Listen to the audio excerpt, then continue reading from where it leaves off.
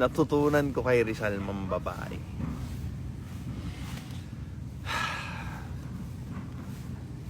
Ito yung tinatanong ko or sinasabi ko na bago tayo pumunta sa kung ano yung application ng mga natutunan mo kay Rizal, sabihin mo muna, ano yung natutunan mo?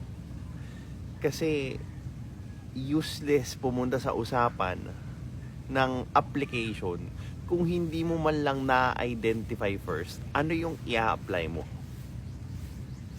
Kung gusto kong matuto sa pambababae or doon sa konsepto ng infidelity or cheating, panoorin ko na lang yung mga artista.